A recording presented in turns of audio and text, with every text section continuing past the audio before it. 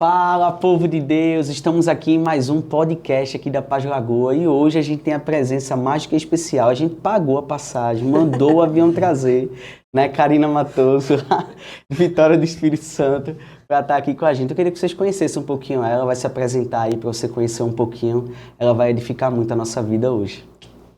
E aí, gente, beleza? Bom dia, boa tarde, boa noite. Não sei que hora você está vendo isso, mas estou muito feliz com o convite.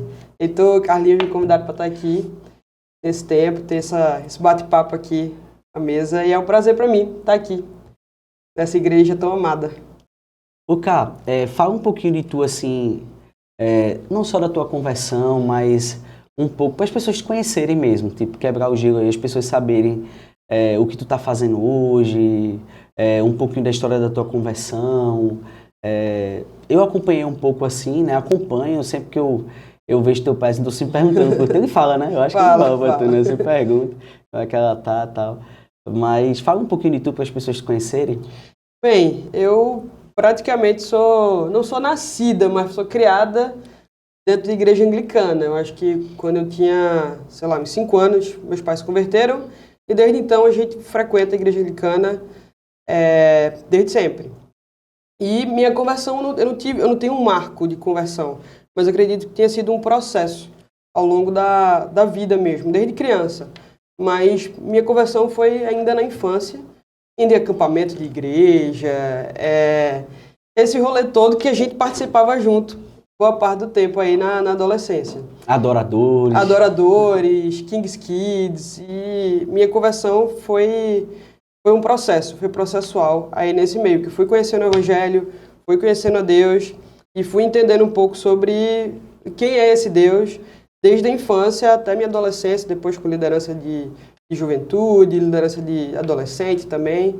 E aí minha caminhada já surgiu dentro da igreja, né? Entendi. É muito bom, porque eu vejo sempre que tem pessoas que...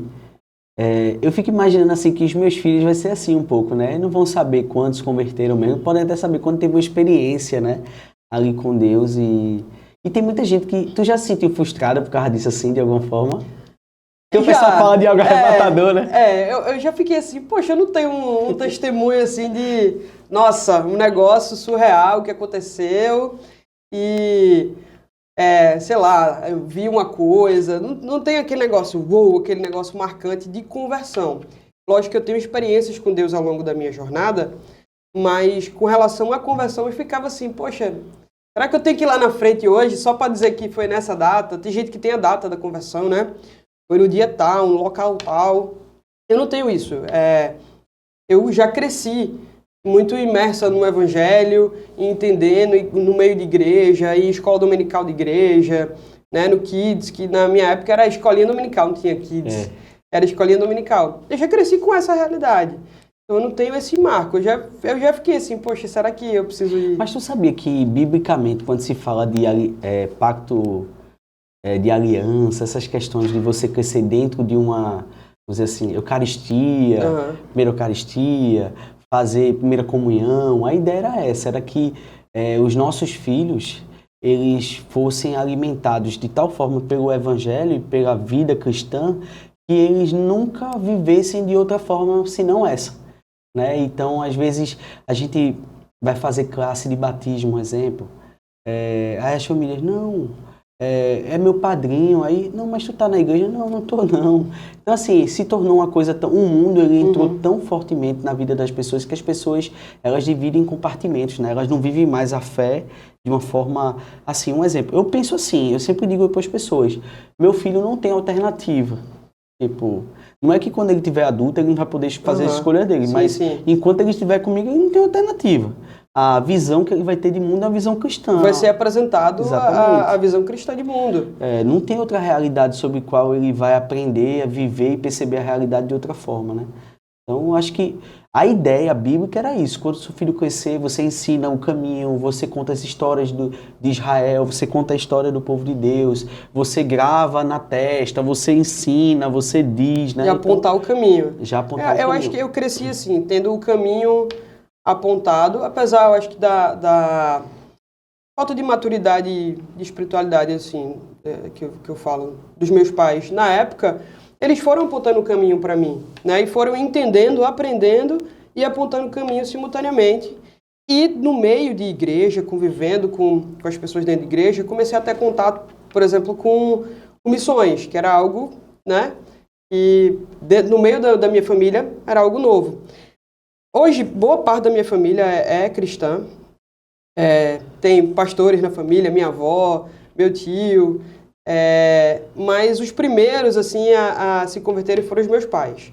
Então, meio que foi empurrando todo mundo depois disso e foi uma reação em cadeia, assim, para a glória de Deus, né? Amém. Que isso foi acontecendo. Mas ainda na infância, início da adolescência, eu fui começar a ter contato com missão. Eu já não falei, né? Mas hoje eu sou missionária na Missão Avalanche. Desde 2020 que eu tô lá, morando em Vitória, no Espírito Santo. Fazem já 4 anos. 4 anos e meio que eu tô lá. Em tempo integral, na missão.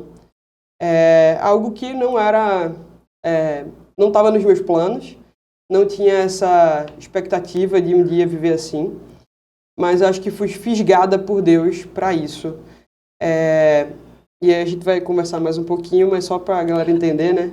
Massa. Eu queria, só pra gente... A gente vai chegar aí, mas eu queria que tu falasse um pouquinho assim.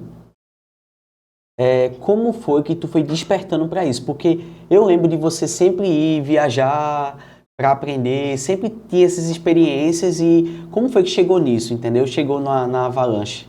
Então,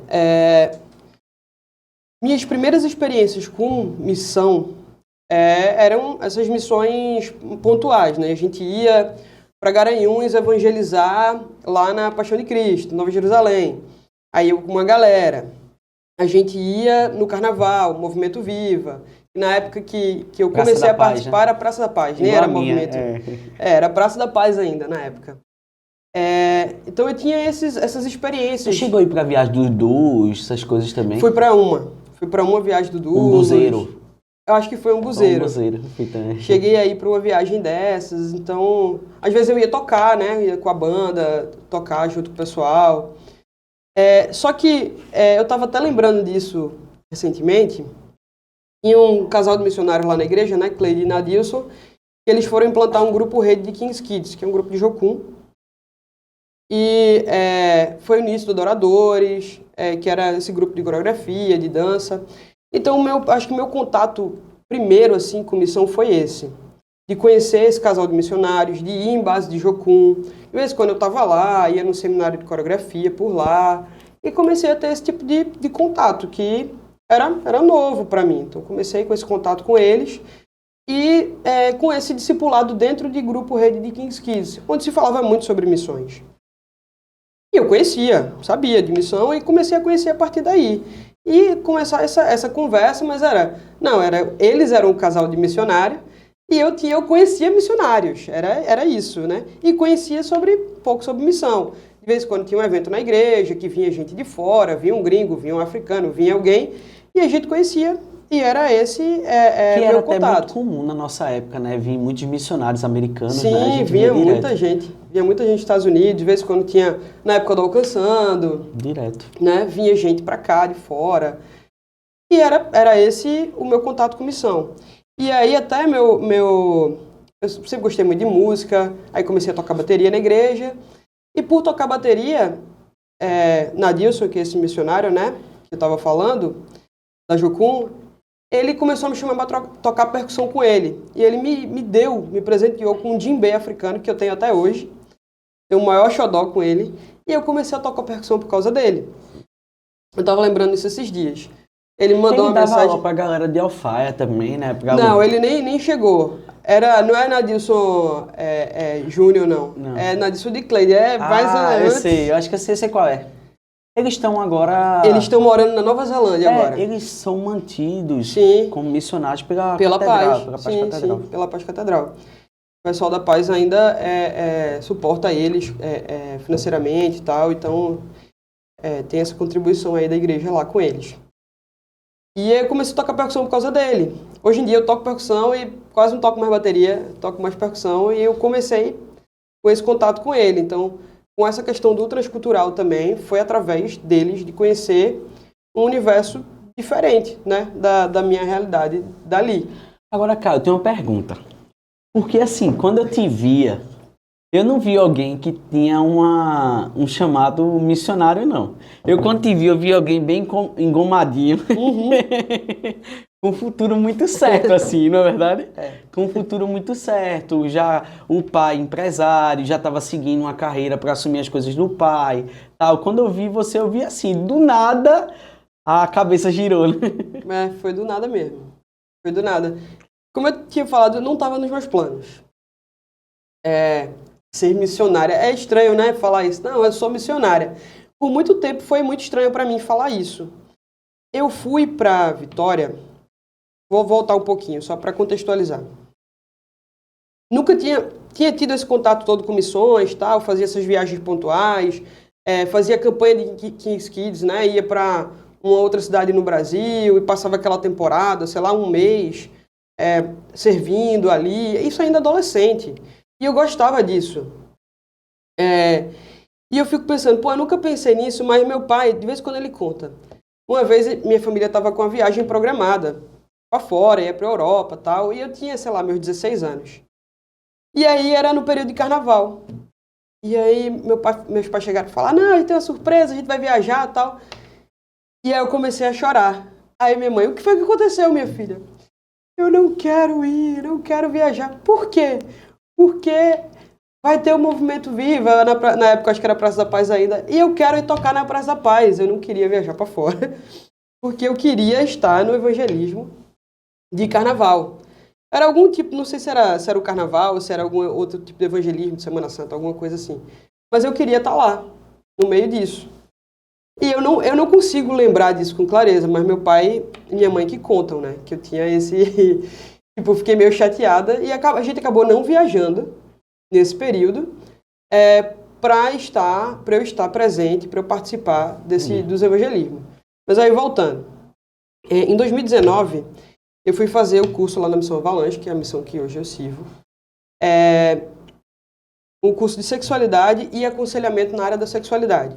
Já estava aqui, lá na Paz Catedral, liderando célula há muito tempo, liderava célula junto com o Gabriel, e a gente tinha uma célula que, uma época, a nossa célula tinha 70 pessoas. Era igreja. Era quase uma igreja, uma congregação.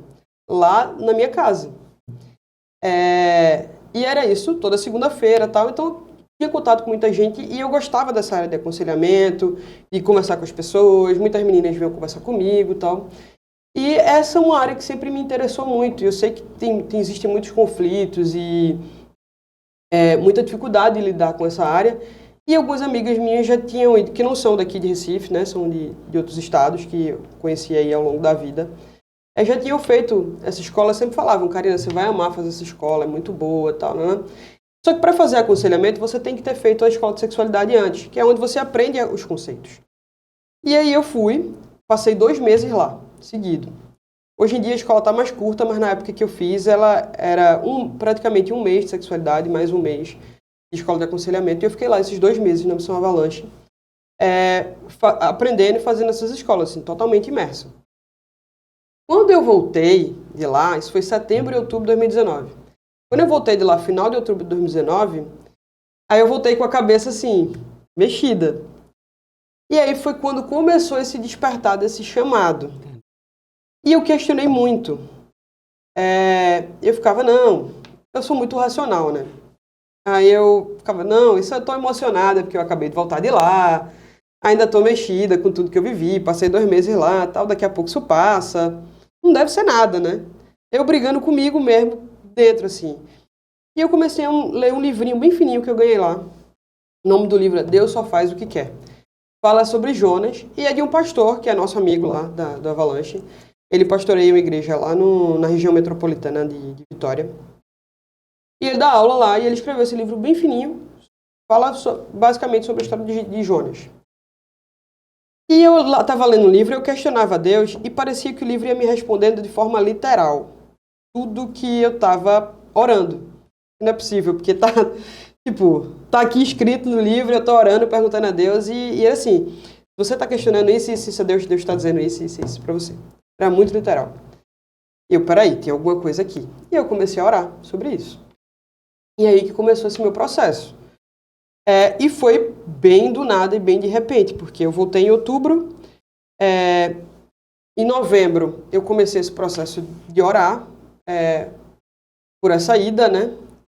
E aí conversei com alguns amigos, recebi algumas palavras, viajei para São Paulo, na época, e uma menina que era amiga da minha amiga, que nem me conhecia, me deu uma palavra, assim, do nada, eu estava orando sobre isso, ela chegou, oi, tal, é amiga de fulano e tal, sim.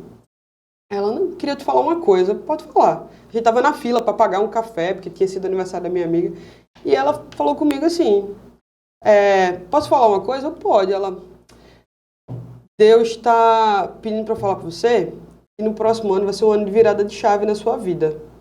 Aí eu não sabia de nada, né?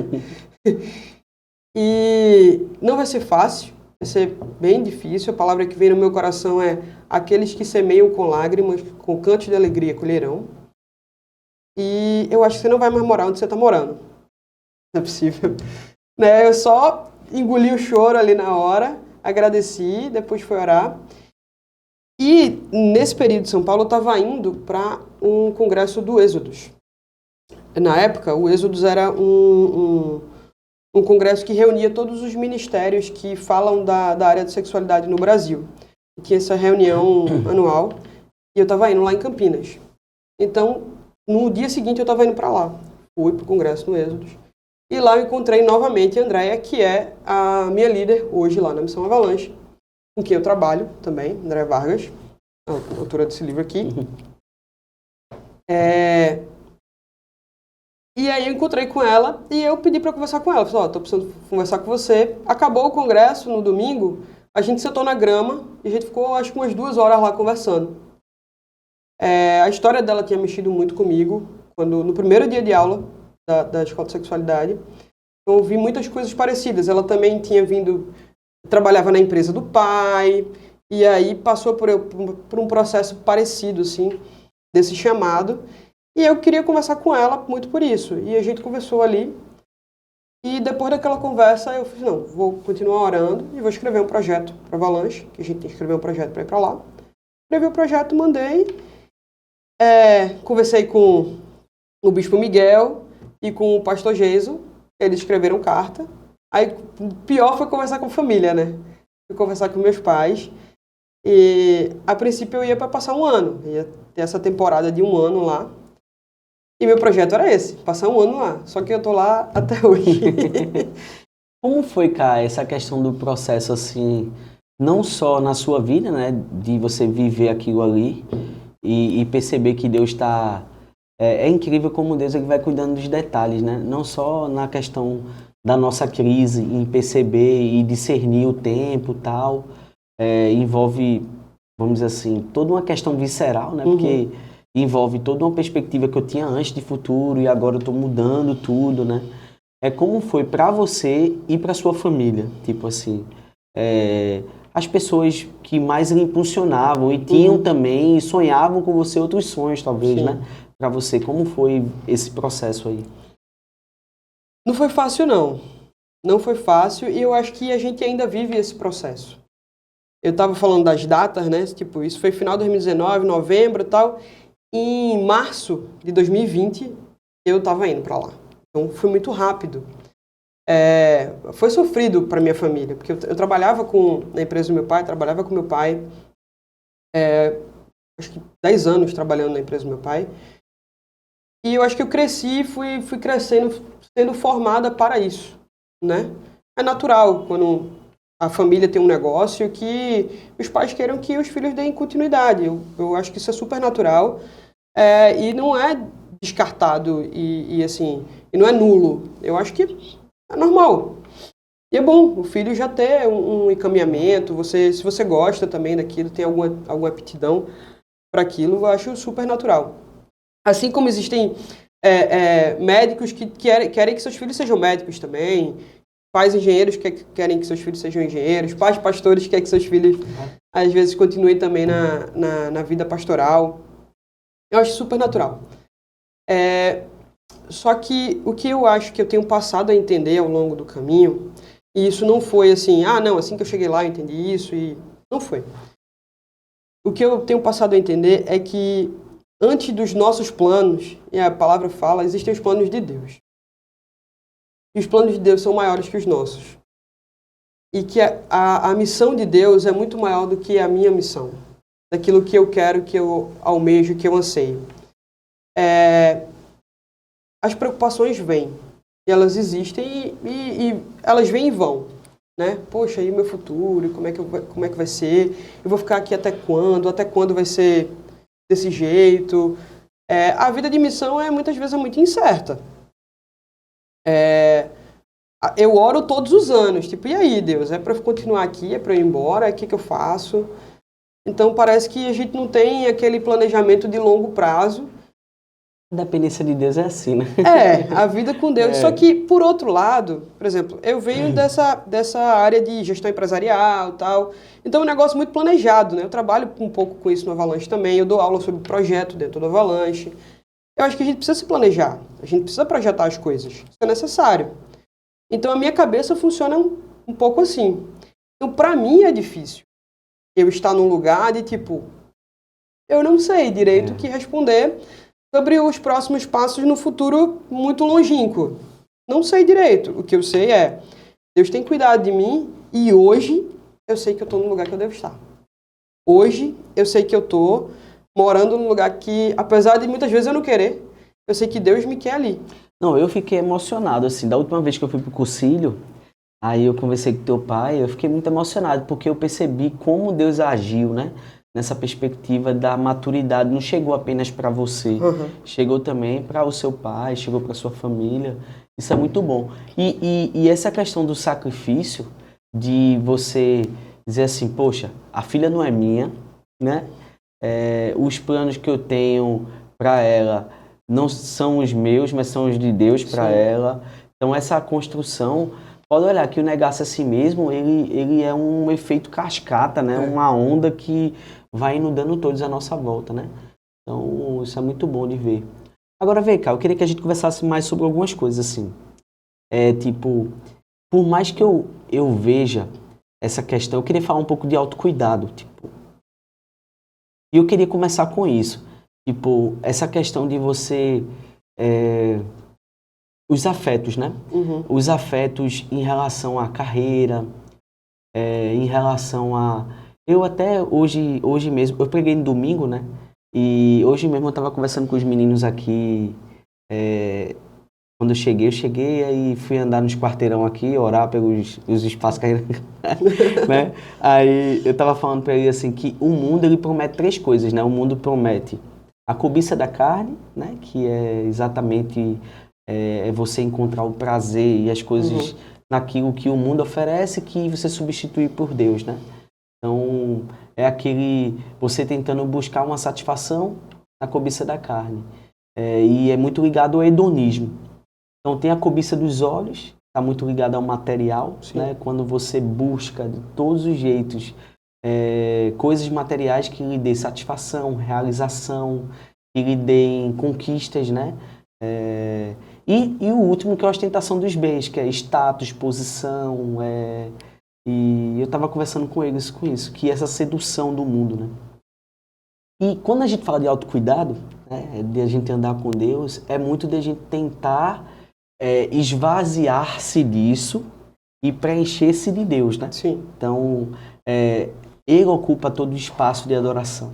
Por mais que eu tenha necessidades do futuro, como vai ser a minha vida profissional no futuro, né? Por mais que eu diga, não, mas eu vou adorar a Deus hoje. Né? Então, fala um pouquinho sobre isso. Como foi para você não só ensinar isso, mas viver isso na sua vida, esse autocuidado? Tá falando muito aqui dessa dependência, dessa confiança em Deus. Lembrei de uma situação que talvez possa ilustrar para a gente continuar a conversa. 2022, eu estou lá desde 2020, né? A gente está em 2024 agora. 2022 foi um ano bem difícil para mim, muito sofrido. Além de ser filha, né? Eu sou irmã, sou cunhada e sou tia de 4 sobrinhos. Então, esses 4 é o que assim, faz meu coração apertar mais com relação à saudade. E essa distância, né? É o que mais aperta para mim, é estar longe deles 4. E 2022 eu estava num ano bem difícil, assim, eu estava aqui em janeiro de 2022 e estava para voltar para Vitória e eu fui, estava arrumando minhas coisas, ia pegar esses voos de madrugada, que geralmente são os voos mais baratos, e o que a gente pega são esses. E aí eu estava arrumando minhas coisas para ir para o aeroporto e tal, e fui falar com meus pais e eu cheguei chorando no quarto deles. Minha mãe, o que foi, minha filha, o que aconteceu tal. E eu comecei a compartilhar com eles, né, tipo, algumas dores que eu estava tendo nesse processo. Aí minha mãe, por que você vai voltar? Dizendo que eu não queria ir para Vitória. E por que você vai voltar? Por que você não fica? Você tem tudo aqui e tal. Fique, e meu pai também. Por que você vai voltar? E aí eu falei para eles, por obediência. Eu estou voltando por obediência. Estou voltando para Vitória por obediência. Eu amo estar aqui, eu amo vir para Recife. Sempre que eu venho, sempre que eu posso, eu venho para cá, né? Para ver a família, ver os amigos, a igreja, na qual cresci, né? Você sabe. A Paz em Piedade, a Catedral, é a minha casa, eu cresci ali dentro. Eu vivi minha vida ali dentro, eu vi todas as transformações estéticas e de pessoas também que vieram e foram embora, e eu passei por tudo isso ali dentro. Então é minha casa. Aqui é minha casa, eu tenho muita familiaridade com tudo. E eu falei para meus pais, eu tô indo embora, eu tô voltando para Vitória por obediência. E aquele ano todo, isso foi em janeiro, aquele ano todo foi muito difícil para mim. E eu voltei para Vitória. Uma semana depois, meu pai me ligou. Meu pai não é de me ligar, né? O pai, geralmente, ele terceiriza as coisas para a mãe, faz esse caminho, assim. É só pergunta, eu tô falando com minha mãe, ela tá bem? Tá bem? Tá tudo bem, minha filha? Tá tudo bem, se fazer alguma coisa você fala, tal. É isso, né? É muito objetivo. O pessoal fica brincando, né? Que pai, o teclado do WhatsApp do pai só tem o legal e O e K, né? Ok e esse joinha, então tá tudo certo, é assim. E aí ele me ligou. Aí meu pai tá me ligando, ele me ligou, atendi o celular. E como é que você tá, minha filha? Tô mais ou menos, tal. Ele, não, eu liguei pra você porque um colega meu me chamou pra falar num grupo lá de empresários cristãos, tal, pra dar uma palavra. Você sabe que eu não gosto de falar. Meu pai não é muito de falar, não gosta de falar em público, essas coisas assim. Da palestra ele não gosta, ele é muito discreto. Ele me chamou para falar, eu disse que não, mas Deus está me incomodando o final de semana inteiro. Isso era uma segunda-feira, eu lembro ainda. Deus está me incomodando o final de semana inteiro. E aí eu liguei para você para dizer que... contar isso e dizer que eu resolvi ir. Eu liguei para ele e disse que eu vou. Eu estou falando isso para você porque se é Deus que está lhe chamando para ficar aí, fique.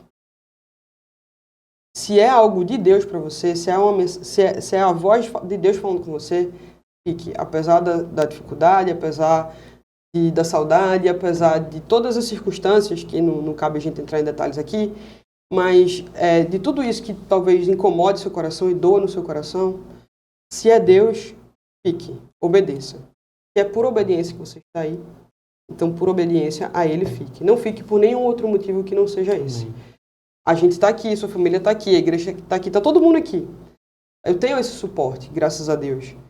Mas vindo da boca do meu pai, sabe, essa palavra assim, foi muito marcante. E para mim foi um cuidado de Deus, né? Assim, foi um cuidado de Deus e para mim foi uma mensagem de Deus ali, Deus falando. É isso mesmo, minha filha.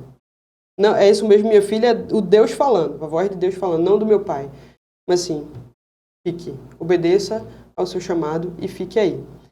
Então, essa questão toda envolvida com o autocuidado, dependência de Deus, eu acho que eu tenho aprendido e tenho tido o privilégio também, a oportunidade de ensinar um pouco, falar um pouco do que eu tenho vivido de testemunho, né? Na minha própria vida. E eu costumo dizer isso, depois que eu fiz escola lá no Avalanche, eu descobri que eu sou muito pior do que eu achava que eu era. Porque às vezes a gente se acha um pouquinho bom, né? Um pouquinho legal. A gente se acha um crente maneiro, assim, um crente... Não, eu sou um crente...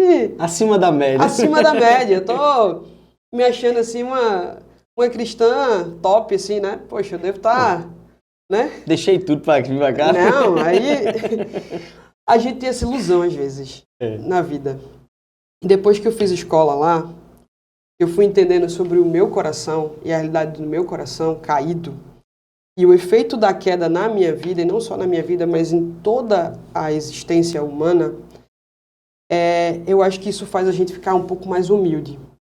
E a gente dá valor a coisas que a gente não dava antes, e a não dar valor a coisas que a gente dava antes. Gosto muito do texto de Paulo, que eu acho que está em, não sei se é Filipenses ou é 2 Coríntios, que ele fala... Eu sempre uso esses dois textos, eu confundo eles dois. Eu lembro dos textos, mas eu sou péssima de referência, de lembrar. Não, isso está em tal texto, em tal lugar. Mas quando Paulo... Está na Bíblia. E foi Paulo que falou. Mas quando ele fala que ele manda o currículo dele todo lá, né? Não, eu sou fariseu, eu sou tal, eu fiz isso e aquilo, circuncidado, tarará. Ele manda o currículo todo dele lá. Mas aí depois ele fala, por causa de Cristo eu comecei a considerar essas coisas como esterco. Por causa de Cristo. E a gente entender a nossa humanidade diante de Deus. E é lógico que o nosso coração quer coisas boas. É lógico que a gente quer viver uma vida confortável. É lógico que a gente tem anseios e almeja ser admirado, reconhecido, isso lembrado, tudo, né? É natural do ser humano, do coração caído humano. Mas essa briga constante em entender quem a gente é diante da grandeza de Deus faz a gente se tornar mais humilde. Então acho que Deus foi me esmagando muito ao longo desse tempo. E continua me esmagando. Porque isso não mudou hoje em dia, sou super... Eu não tô aqui com uma fala franciscana, sabe? De dizer, não ligo pra nada. Eu ligo, poxa, eu ligo. É lógico que a gente liga, é lógico que a gente gosta. Não, eu gosto de tomar café especial, entendeu? Não, e até porque, cara, tipo... A falsa humildade é o orgulho às avessas, né? Uhum. Tipo, tem gente, não, mas eu não quero isso, não quero aquilo, porque eu sou humilde, porque eu sou... né? Então, isso aí a gente sabe que tem muito mais mérito nisso do que um arrogante que está lá no alto da pirâmide falando, né? É o mesmo orgulho, né? Mas por isso que eu sempre digo às pessoas, eu tenho muita dificuldade, eu sempre ensino isso em púlpito, eu digo, gente, esqueça amar a si, ame a Deus. Uhum. Né? Eu sempre digo isso, porque eu escuto muito em púlpito assim, não, primeiro você tem que amar a si para amar, não ame a si, não, esqueça, delete isso. Não ame a si, ame a Deus. E eu acho que esse é um dos grandes enganos da nossa realidade hoje, da nossa sociedade. Esse é um dos grandes enganos. A gente muitas vezes é ensinado... Até discurso religioso, né? Até dentro das nossas igrejas. Está contaminado com esse engano. É uma maldição, um engano surreal, assim, que a gente vive. O mandamento é amar a Deus sobre todas as coisas. Ouvir a Deus e amar a Deus. E amar esse Deus sobre tudo. Quando a gente vai... O Guilherme de Carvalho que fala sobre esse discurso do self, né? Ele tem esse termo, não vou lembrar especificamente, mas essa idolatria do self. A gente se idolatrar o nosso sentimento, o nosso coração, aquilo que a gente quer, é o quentinho. Não, porque eu preciso disso, porque eu estou demandando disso. E a gente está vendo isso sendo piorado a cada geração. Né? O pessoal da geração Z hoje, né, e aí os mais novinhos, eles estão sendo, e a gente também foi, meio que ensinado ao longo do tempo, a gente ter essa ideia de autocuidado como se fosse assim, não, é skincare, é o meu corpo, malhar, é minha beleza, e eu não estou descartando essas coisas, não estou dizendo que essas coisas não são importantes, mas o ponto de partida precisa ser outro, sabe? Eu vou cuidar do meu corpo, eu vou cuidar de mim, porque esse Deus que eu sirvo é maior e mais importante do que todas as coisas. E se eu sou templo do Espírito Santo, eu vou me cuidar para que eu tenha saúde para fazer o que eu preciso fazer. Mas às vezes isso vai demandar, inclusive, o meu desgaste. Porque às vezes a gente não quer se cansar, não. Não posso porque eu estou cansado. Cara, a gente vai se cansar. A gente vai se cansar. A corrida exige cansaço. Tu acha que Paulo não era um cara cansado, não? Eu admiro muito a jornada toda de Paulo, né? Paulo, a gente sempre fala muito do apóstolo Paulo. Mas assim, Cara, os discípulos, acho que com exceção de João, todo mundo morreu de forma muito trágica. E a gente quer ser discípulo de Cristo, tudo muito bonitinho, muito engomado, muito, sabe? E sem suar, né? Parece que não sua. E muito satisfeito com a terra, né? Então... Exatamente. Sentindo muito prazer com as coisas daqui. Não é que as coisas da terra, das coisas desse mundo não possam dar um pouco de prazer pra gente. Pô, eu tava falando, né? Pô, eu gosto de tomar café especial. Eu nem tomo café comum. Eu gosto, eu curto tomar café especial. Então, beber um gole de café e desfrutar do sabor, de conseguir sentir, perceber as notas, é maravilhoso. E Deus deu a gente papilas gustativas para que a gente pudesse sentir. Deus deu a sensibilidade para a gente sentir o aroma das coisas. E a palavra de Deus descreve as coisas de forma muito palatável, né? Fala que as coisas são gostosas. Fala que Deus sente o aroma da adoração. Então, os sentidos que a gente tem foram dados por Deus. E Deus fez a gente para desfrutar, assim, das coisas. Mas o quanto a gente ama isso, além do Criador e da missão de Deus no mundo. Isso é que a gente precisa colocar na balança, muitas vezes. Porque não é a minha percepção, o meu toque, o que eu quero. Ele fez a gente para uma missão também. Eu vou falar uma coisa assim, rasgando o coração. Eu mesmo tenho muito cuidado. Até o meu Instagram mesmo. Você vai ver... às vezes eu faço um corte de uma pregação, mas eu tenho dificuldades, porque eu tento treinar meu coração de tirar foto só minha, Pode olhar, minhas fotos geralmente é com as pessoas, com minha família, com os irmãos da igreja, porque eu treino isso é um treino pra mim. Tipo, essa ocupação, um exemplo, com tudo, até com o ministério, assim... essa ocupação que você tem muito com o que Deus vai fazer, mas às vezes a preocupação sua é mais com a realização de ver as coisas feitas do que com Deus. Sim. Sabe? Tipo, eu tenho muito cuidado com isso. Eu treino meu coração assim como um treino de piedade mesmo. Por quê? Porque eu sei que isso é muito sutil. É muito sutil. Você pode se justificar das coisas boas. Sim, também. Né? Estou fazendo a obra de Deus, estou sendo pastor. Qual é o problema de ser pastor? Né? Qual é o problema de ver a igreja crescer? Não, tem um problema sim, porque você está com foco no crescimento. Você não está com foco que você diminua e Deus cresça na sua vida. Exatamente. Então, é esse cuidado que eu vejo assim, que eu treino para... embora que eu não gosto também daquele discurso assim, né? Que o pessoal, generalista, né? Que o pessoal faz, não, mas quem está crescendo muito é cheio de si. Não necessariamente. Não necessariamente. Né? Porque não tem um discurso ponto, né? Na igreja muito grande, aí as pessoas têm dificuldade com a igreja grande, sim, porque acha que todo mundo vai ter um ego muito grande por causa disso, né? A gente não pode generalizar dessa maneira. Existem igrejas grandes que tem pessoas com ego elevado? Existem. E também existem igrejas grandes com líderes maravilhosos, pastores que são servos de Deus e que estão ali para o reino de Deus crescer. Então, acho que não tem como a gente colocar isso em pauta. Até porque quem sonda o coração... É Deus, né? É Deus. A palavra de Deus ali, que é essa espada de dois gumes, para conseguir separar juntas e medula e entender o que é a intenção do coração, do seu próprio coração ou não, né? O que realmente você está ali servindo a Deus. Isso é tudo muito delicado. E tem um negócio que Heitor falou quando estava lá na escola. Heitor foi fazer escola com a gente agora em abril e me marcou muito essa fala dele. E que eu acho que é até bom a gente trazer isso para a mesa e conversar sobre isso. Porque também existe esse exagero com relação ao ministério, né? Tanto existe não quero me envolver com isso porque eu estou cuidando de mim, eu vou ser crente assim, eu vou cuidar de mim, como eu vou abraçar tudo e vou me desgastar aqui de uma maneira sobrenatural que, tipo, não existe. Desequilíbrio, né? Exatamente. E o equilíbrio não é algo fácil de se achar. Heitor falou uma frase que ele parafraseou Cazuza, né? Que falava, meus heróis morreram de overdose, e ele falou, eu acho que eu estou falando agora, meus heróis morreram de burnout. Eu acho que é uma situação que nossa igreja, a igreja brasileira, acho que acredito no mundo inteiro, está sendo minada também. E que eu acho preocupante. E trabalhando com autocuidado, eu coordeno uma escola de autocuidado lá dentro da Missão Avalanche. Isso tem me chamado a atenção. Líderes que têm cada vez mais a gente tem mais notícias de líderes que têm entrado nesse estado de estafa, né? De um exagero. O burnout é essa doença, né? Pelo excesso de trabalho. E existe esse excesso de trabalho dentro da igreja também.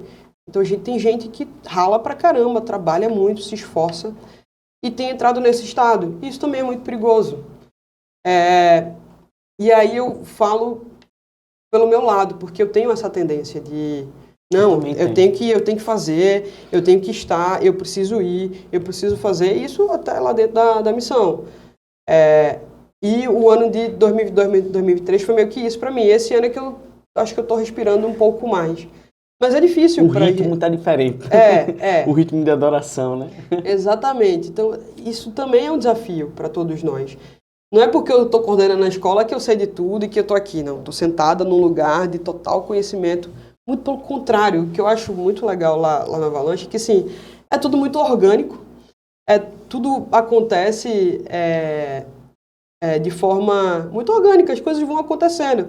A gente tem grade montada, a gente se organiza, a gente faz, mas às vezes as coisas mudam no meio do caminho, porque a gente entende que aquela turma exige uma demanda diferente. E aí, Sol e Heitor são testemunhas, estavam lá recentemente e puderam experimentar um pouco disso. E eu, como coordenadora lá dessa escola, eu fico observando as coisas e observando a minha vida também. Entender que o autocuidado, antes de tudo, é o cuidado do auto. Será que Deus pode contar comigo para cuidar de mim? Será que eu posso entender o autocuidado dessa maneira? Nessa ótica inversa? É Deus cuidando de mim? É um cuidado que vem de Deus? E eu sou participante, eu sou coparticipante do cuidado de Deus sobre a minha vida? Então, a forma que eu cuido do meu corpo não tem a ver comigo, tem a ver com Deus. A forma que eu cuido da minha família não tem a ver comigo, tem a ver com Deus. A forma que eu lido com o trabalho tem a ver com Deus. Não é aquilo que eu posso fazer. A gente tem a tendência de, não, eu vou levar isso aqui na raça, na força do meu braço. Mas peraí. Às vezes a gente tem a tendência de achar que a gente é mais misericordioso que Deus. Que a nossa graça é maior do que a graça de Deus. Né? Não, então eu preciso fazer, eu preciso ir. Calma aí. Como é que tá na sua família? Então, é desafiador a gente ir conseguindo achar esses pontos de equilíbrio, né? De qual é a medida para isso? Porque eu uso uma régua, mas qual é a régua de Deus para isso? Então, o nosso questionamento sempre tem que ser essa ótica de partir do ponto, o princípio, o start é a ótica de Deus. A gente trabalha muito com cosmovisão bíblica lá no Avalanche, é a base das nossas escolas. E isso tem me ajudado muito a olhar as coisas de uma nova forma, uma ótica diferente. Porque se meu ponto de partida é entender que Deus é soberano, criador de todas as coisas, e que lá em Gênesis ainda houve a queda, e toda a humanidade foi afetada por essa queda, e que eu vivo num mundo que ainda está sob efeito de queda, mas que Jesus já veio, já inaugurou o reino dele. Eu vivo nesse mundo do já, mas ainda não. Então ainda sofro efeitos de queda sobre a minha vida. Então eu preciso cuidar da minha saúde, para que eu possa servir a Deus melhor. Eu preciso cuidar da minha família, porque é o mandamento do Senhor que a gente cuide da nossa família. Eu preciso viver tempo em igreja. Eu preciso ter vida de comunhão com a igreja. Porque a igreja foi estabelecida pelo Senhor. Então eu preciso viver vida de comunhão com a igreja. E não viver trabalhando para a igreja. Eu tenho que viver vida de comunhão com a igreja. Eu tenho que poder sentar e tomar um café com os meus irmãos. Entender como é que a gente está. Eu preciso ouvir as pessoas precisam me ouvir. Saber como é que está meu coração. Isso tudo ia acontecendo do ferro afiando ferro e a gente ir crescendo no Senhor. Então, são coisas que a gente falando assim, parece muito no campo das ideias, mas não é. É assim, a gente trazer simplicidade, pra cá. Né? Simplicidade do evangelho, né? Pelo que tu tem visto, assim, porque às vezes, tu falou uma coisa bem interessante aí, que eu vejo essas crises, assim, pessoas que às vezes foram muito envolvidas na igreja, né? E que hoje não se encontra mais. Vem pra igreja, crente e tal, mas às vezes tem uma crise, assim, de encontrar o lugar dela de novo naquele lugar ali. né? Essa questão do autocuidado em relação à tua vocação. Às vezes tem gente que se encontra profissionalmente e às vezes supervaloriza mais do que deveria. Tem gente que supervaloriza, às vezes, até a igreja mesmo, alguma coisa e negligencia o trabalho. Eu não sei. Como seria esse equilíbrio aí de... Deu para entender assim? Eu vejo vários tipos de crise, assim. Eu vejo pessoas que estão na igreja, têm um potencial incrível no mercado corporativo, um exemplo, e não conseguem discernir isso dentro de uma igreja. De como levar a minha igreja a um outro patamar naquele ali que eu tenho como vocação. E tem pessoas que estão dentro da igreja, mas ao mesmo tempo se volta para a igreja, serve na igreja e é medíocre naquilo que faz sabe, esse descompasso assim. Eu acho que responder isso, Carlinhos, não tenho pretensão nenhuma de ser a dona da verdade aqui, até porque eu sei que eu tô aqui aprendendo um monte de coisa. Mas uma coisa que eu tenho entendido é o perigo da ótica dualista na nossa vida. Da gente entender a vida como se fossem compartimentos. Não, isso aqui é a minha vida na igreja, isso aqui é a minha vida no trabalho, isso aqui é a minha família. Deus não nos fez assim. Deus fez a gente de forma integral. A gente é um ser humano integral. Então não adianta eu ser crente, e eu não estou falando isso de forma simplista, não. Não, você é crente na igreja e não é crente no trabalho. Você é crente... Não estou falando isso não. Eu estou falando de viver uma vida integral. Entendendo nosso sentido de missão, de propósito, de vocação, daquilo que Deus direcionou a gente para fazer. Porque até 4 anos atrás, eu estava muito envolvida com a igreja, super envolvida ministerialmente, liderando juventude, liderando rede de célula, liderando célula e trabalhando. E eu tinha 2 vidas, uma vida quando eu estava no escritório e uma vida quando eu estava na igreja, ou quando eu estava liderando célula, ou quando eu estava naquele momento. Não. Era uma vida só. Era uma Karina só. Um ser humano integral. Que trabalhava para sustentar, porque eu tinha uma profissão ali. Então eu precisava ganhar dinheiro para pagar as contas, como todo ser humano precisa fazer. E também tinha uma parte do meu tempo que eu colocava ali dentro do ministério. Hoje eu vivo uma vida focada no ministério. E creio que o Senhor me chamou para isso. Creio que o Senhor me vocacionou para isso. Não é todo mundo que tem vocação ministerial. Não é. Eu não acredito que não, todo mundo tem vocação ministerial, assim, integral. Não acho que seja. Mas a vida de comunhão com a igreja é para todo mundo.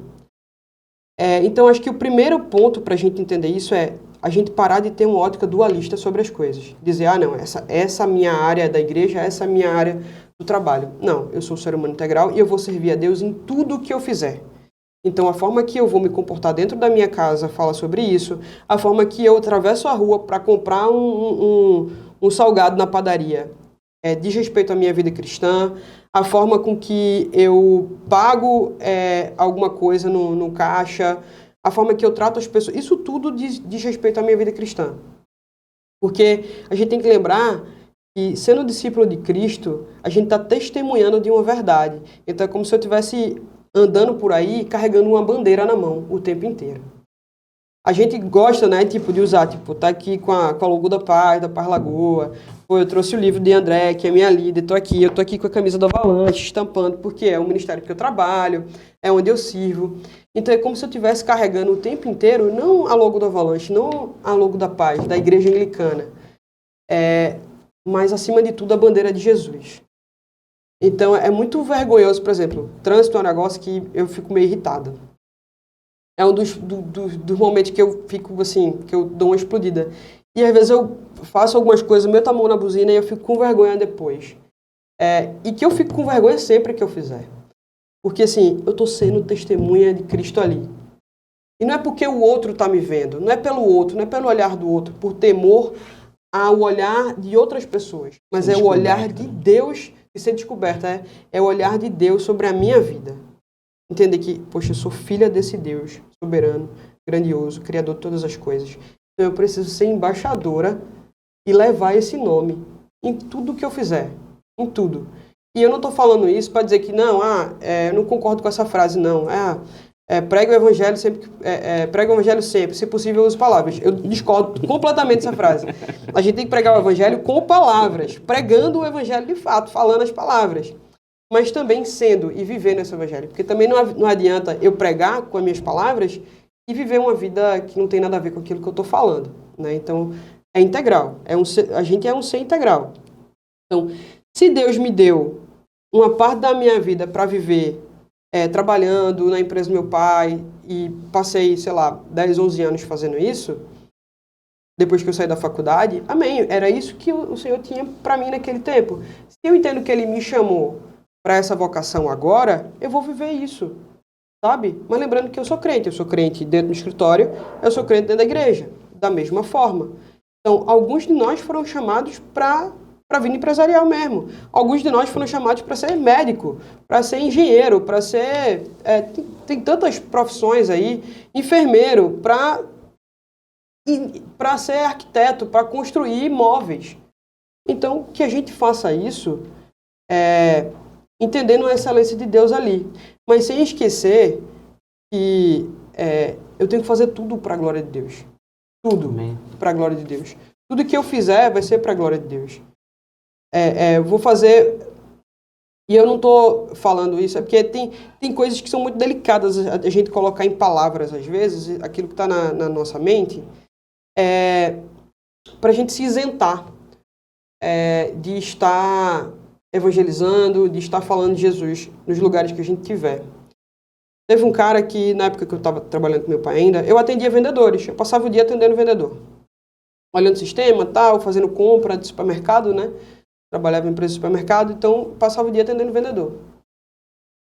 E, ocasionalmente, acontecia eu estar ali ouvindo alguns vendedores falando de coisas da vida deles. E eu compartilhava o evangelho ali. E já chamei vendedor para fazer cursilho. E um desses caras que eu chamei para fazer cursilho, ele fez cursilho lá na catedral. E aí no domingo, né, no final, meu pai me chamou, Karina, seu amigo está querendo falar com você. Meu amigo tem uma diferença de, acho que 25 anos de diferença de mim. E ele me viu e tinha aquela relação formal, né, de vendedor e comprador ali, de empresa. E ele me viu, ele me deu um abraço. Não, muito obrigado. Esse foi o melhor presente que eu ganhei na minha vida. Que você me deu. Eu disse, não me agradeça, meu amigo. Não me agradeça. Não fui eu, foi o Senhor aqui no nosso meio. E esse cara se converteu no cursilho e hoje ele nem está lá na paz, está em outra igreja mais perto da casa dele. Mas assim, liderando célula também, então Amém. Segue um caminho, assim, sempre que ele passa no supermercado do meu pai, ele fala alguma coisa, manda recado para mim, manda um abraço, ele encontra meu pai, ele manda um abraço para mim. Mas assim, tá aí caminhando no evangelho. Então, onde quer que eu esteja, a minha missão é levantar essa bandeira. Amém. E eu vou servir aos outros, servir ao meu próximo, às vezes é isso, é comprando, é vendendo, é construindo, é fazendo uma arte. Sei lá, a gente tem tantas formas de servir um ao outro e de fazer esse mundo ir acontecendo, né? Mas é entender que não existe essa separação. Essa é a minha área, essa é a minha área. Então, e a gente precisa ser filho de Deus e servo de Deus, discípulo de Jesus, fazendo as coisas da melhor forma, com excelência, sem ser negligente com nada que a gente fizer.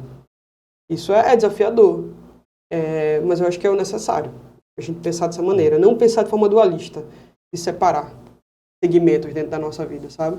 Mas entender que eu sou crente e é isso, eu sou filha de Deus. Amém. E é isso que eu sou. Eu sei que esse podcast aqui dá pra gente conversar sobre muita coisa ainda, mas eu queria que a gente entrasse num assunto, né? Não sei se vai dar pra gente falar tudo aí, depois a gente vê tempo aí. Eu acho que dá pra gente fazer mais de um, né? Tô aí. De vez em quando eu tô por aqui, a gente faz mais de um. Faz temático, assim. Eu queria que a gente conversasse sobre uma coisa que eu acho que tá ligado de alguma forma. Tipo, às vezes a gente falou sobre essa questão do compartimento, né? As pessoas... como tu vê essa questão do aconselhamento? Porque às vezes é muito particular, né? Você meio que dissecar ali uma situação, uma pessoa, e a gente vir com algum tipo de aconselhamento cristão, né? Aqui na nossa igreja, a gente tem um ministério que a gente chama de Restaura, né? Uhum. Aí o Restaura a gente tem aconselhamento cristão, né? Aconselhamento de acompanhamentos, seja por perfis, né? Casais, tal, essas coisas. A gente está trabalhando nesse sentido. E a gente está querendo fortalecer isso, mas a gente também tem a questão da terapia, né? A gente tem psicólogos aqui na igreja, onde a gente tem trabalhado muito essa questão do autocuidado. Então a gente tem tentado trabalhar essas vertentes, né? Não só de autocuidado com o bispo até começou isso, a gente fez um encontro com o Tassi, né? Sim, eu de vi, autocuidado. E a gente está querendo multiplicar isso com os nossos pastores, com os nossos líderes, com essa questão da gente perceber, né? Isso. Mas fala um pouquinho sobre isso, assim, como a gente tem muito líder na igreja, né, que a gente lida com pessoas na família, amigos, trabalho, e a gente precisa aconselhar muitas vezes, né? Como é que tu poderia falar um pouco sobre isso? Uma das áreas que eu mais gosto de trabalhar lá no Avalanche é com essa área do aconselhamento. A gente trabalha com aconselhamento bíblico. Se a gente for para a origem mesmo dessas questões de aconselhamento, existe a vertente do aconselhamento cristão, existe a vertente do aconselhamento bíblico. Eu não sou da linha mais, digamos assim, rigorosa do aconselhamento bíblico. O que eu, Karina, particularmente, tá? Isso é de forma bem particular. O que eu acredito, o que eu tenho observado? A escola de autocuidado eu coordeno junto com uma amiga, que ela não é missionária integral no Avalanche, mas ela sempre vai para servir nessa escola, ela monta grade junto comigo, ela dá boa parte das aulas, que é a Thalise.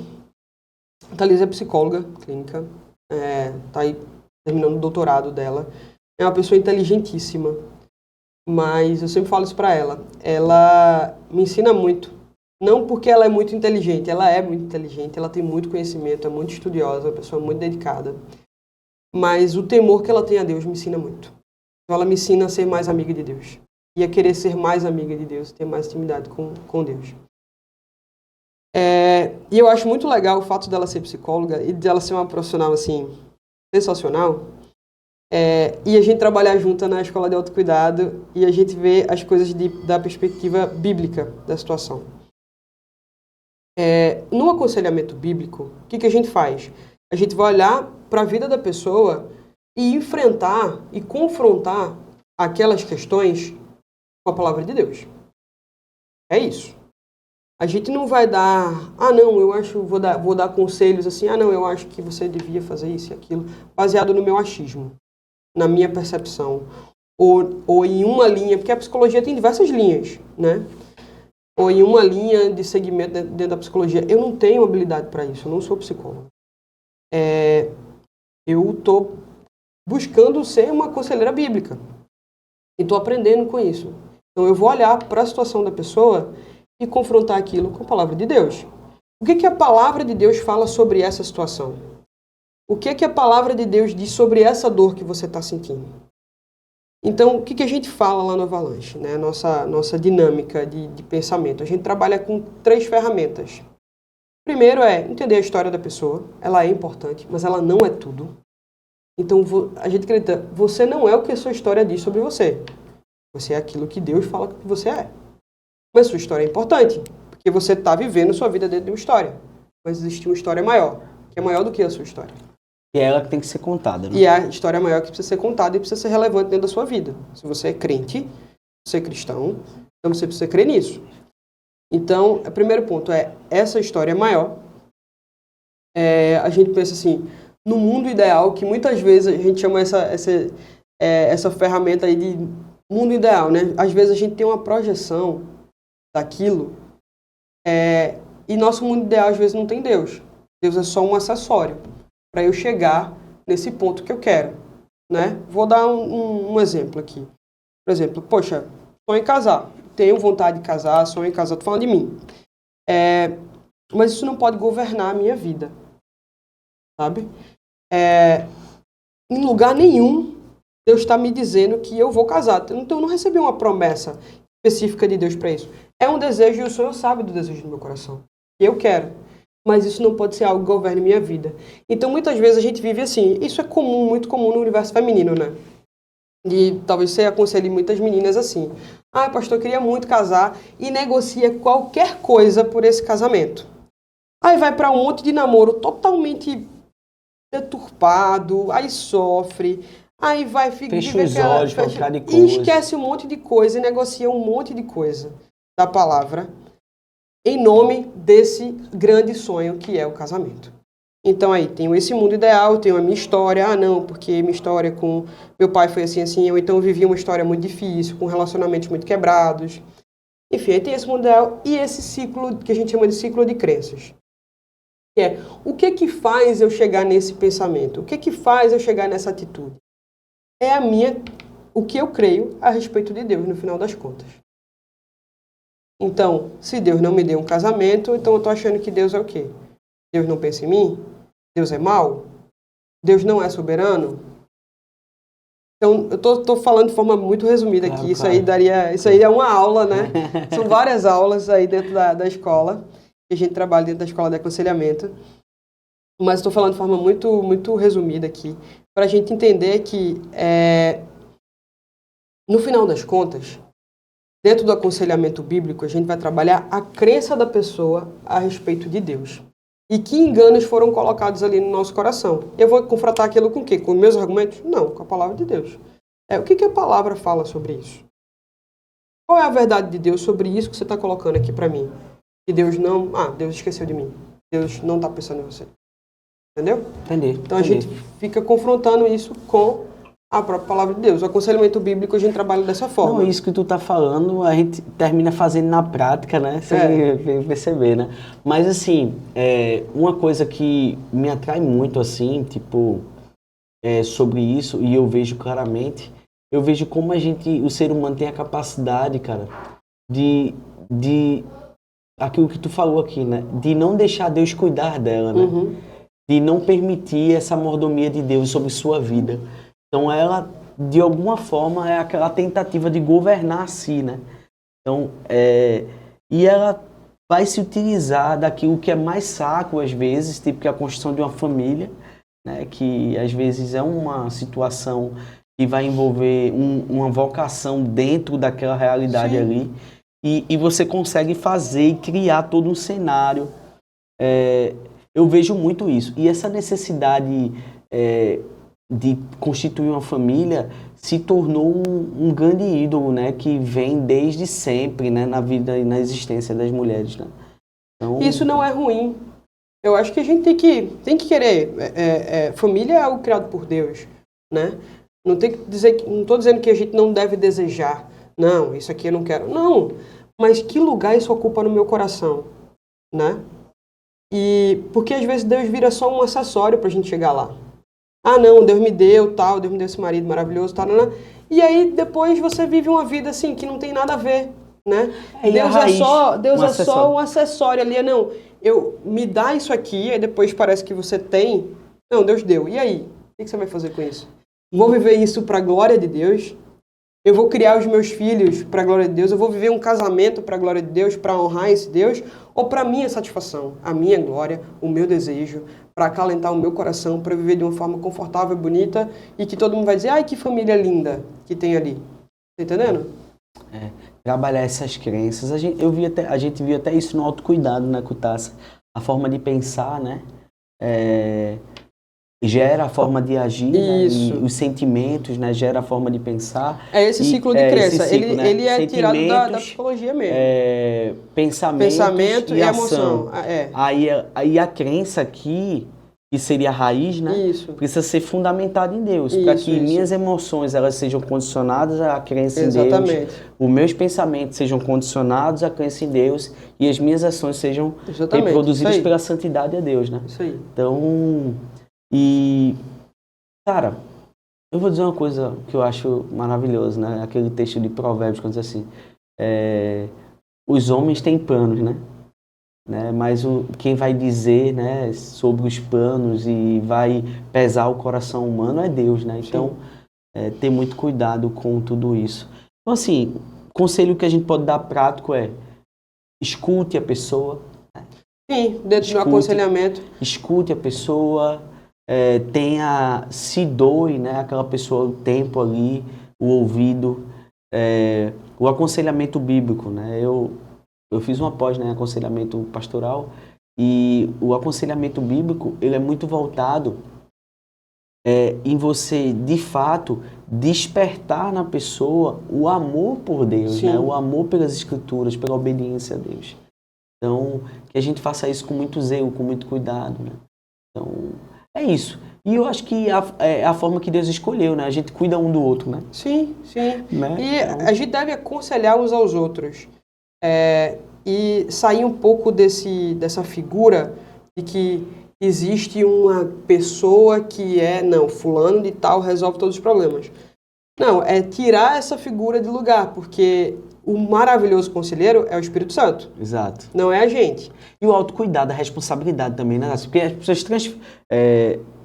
pessoas transferem, né? As pessoas geralmente fazem assim, me ajuda. É como se eu fosse a redentora de alguém, eu não sou a redentora de ninguém.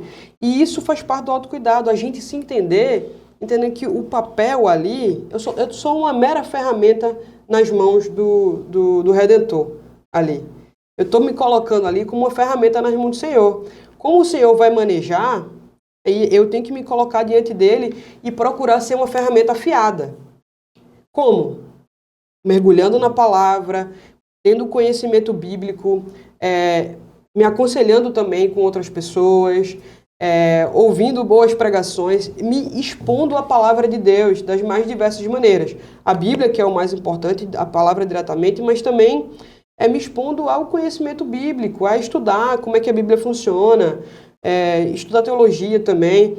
Acho que bons conselheiros são pessoas que sabem ouvir a pessoa e que escutam com os ouvidos de Deus também, entendendo e tendo misericórdia na vida daquela pessoa, sabendo que a pessoa muitas vezes precisa ser confrontada, né? Não é só acolhida, a gente precisa acolher, mas a gente também precisa confrontar, porque senão isso não é amor, a gente não está amando a vida do outro. Se a gente faz só passar a mão na cabeça, às vezes a pessoa vem e conta uma história pra você que... É hipocrisia, né?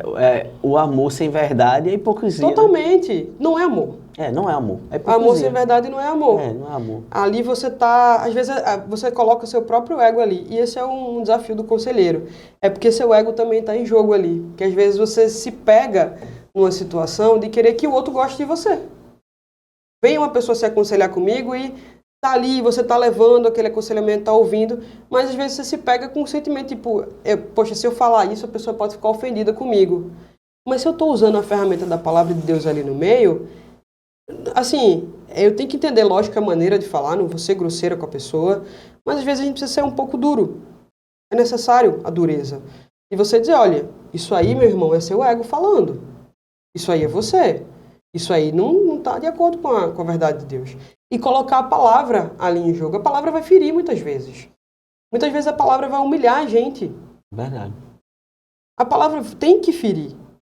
Tem que ferir o nosso ego. Tem um livro que eu gosto muito, eu fico brincando, que eu recomendo 2 doses anuais desse livro para qualquer cristão, que é o Ego Transformado, do Tim Keller. Ele é bem fininho também. Você lê assim, fácil, mas é um livro que coloca o nosso ego no lugar. É uma das ferramentas que a gente usa na escola de aconselhamento lá. Porque a gente entende que o nosso ego ele tem um lugar. E ele precisa estar no lugar dele. Nem acima, nem abaixo. Ele precisa estar no lugar que ele tem que estar. Né? E Deus vai estar acima disso tudo o tempo inteiro. Então, às vezes, a gente precisa lidar com o nosso ego o tempo inteiro. O tempo todo. Então, eu estou lidando com o ego de uma pessoa que está vindo se aconselhar comigo e com o meu próprio ego, de estar ali, que posição eu quero estar. Eu preciso estar debaixo da soberania desse Deus. Amém. Entendendo que é Deus que vai estar ali e que eu não tenho que ficar muito preocupado com o que a pessoa vai ficar achando de mim se eu falar tal coisa. Poxa, Deus está me direcionando para falar isso. Se Deus me trouxe uma palavra no coração e que essa palavra vai ofender e vai ferir o outro, eu preciso trazer. E ferir em amor. Não é ferir o outro para humilhar o outro a qualquer custo. Mas é ferir em amor. Dizer, olha, meu irmão, você está com um ego desse tamanho aqui. E às vezes esses egos enormes são disfarçados com uma roupinha que parece ser muito uma roupinha de pano de saco, mas por baixo está um ego gigante daquela roupinha, entendeu? Que a pessoa a forma que a pessoa vai lhe contando a história dela, vai expondo os problemas dela, às vezes parece ser muito, muito bonito, mas por trás daquilo se esconde um ego enorme, entendeu? Então, o desafio do conselheiro é esse, é você estar afiado na palavra, né, de Deus. Desnudar a pessoa, né, para ela de fato viver. Para você começar a conseguir ter esse olhar pelo outro, de misericórdia. Tipo, meu objetivo aqui não é ver o outro se sentir bem. O objetivo no aconselhamento bíblico não é ver a pessoa se sentir bem, porque a gente vai lá para o início da nossa conversa, né? Desses egos inflados, assim, da nossa sociedade. Até porque às vezes a terapia corre a tendência de fazer o outro se sentir bem porque paga, né? Às vezes dependendo do terapeuta mas o objetivo do aconselhamento bíblico não é que a pessoa saia se sentindo bem, é que a pessoa saia de lá adorando mais a Deus. Amém. E amando mais a Deus. Entendeu? É que isso tudo suba como aroma suave, suba em adoração para o Senhor. E às vezes a pessoa vai sair de lá se sentindo mal mesmo. Porque o ego foi espremido ali. E às vezes termina o aconselhamento, a pessoa sai se sentindo mal. O Jesus prevalece, né? Sabe uma coisa que tu falou aí pra gente já caminhar pro final, que o tempo já foi, né? Já foi de arrasta o tempo aí. Mas sabe uma coisa assim que a gente que tá sempre aconselhando as pessoas, a gente vê assim como Deus ele se utiliza daquele momento ali, né? Quando a gente tá colocando ele, a gente não sabe o que dizer, não sabe o que falar, mas a gente tá ali na dependência de Deus para aconselhar também, né? Para ajudar as pessoas. E essa questão de você levar a pessoa a ela perceber como ela está se vendo diante de Deus é um grande desafio. Como eu vejo pessoas chegarem assim, caramba, como eu sou egoísta. Caramba, o tempo todo era eu errando, era eu fazendo isso. O tempo todo era eu sendo orgulhoso, o tempo todo era eu sendo arrogante, o tempo todo era... E você vê, caramba, esse eu aí, Jesus quer amar, mas tu não tá deixando. Né? Tu não tá permitindo que o amor de Deus seja suficiente. Né? Então, o desafio aí da gente aproximar as pessoas de Deus, né? Sim, de que a gente aprenda a amar mais a Deus. E a gente vai viver essa vida nessa caminhada de todos os dias ser desafiado a colocar nosso ego de lado. Dizer assim, olha, isso aqui é o meu coração. E Deus sabe, gente. Às vezes a gente acha que pode esconder alguma coisa de Deus e não pode. Deus sabe como é o nosso coração. E o amor, esse amor por Deus é essa escolha, essa decisão diária. Tipo, eu escolhi servir esse Deus. Eu entendi quem é esse Deus.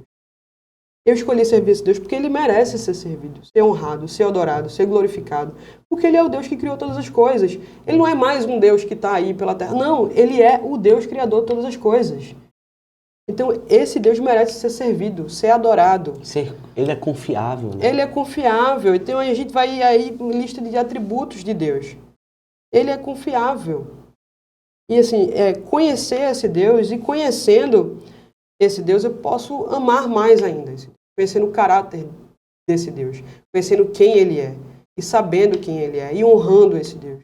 E que ainda há muito de Deus para que eu possa desfrutar de fato e conhecer.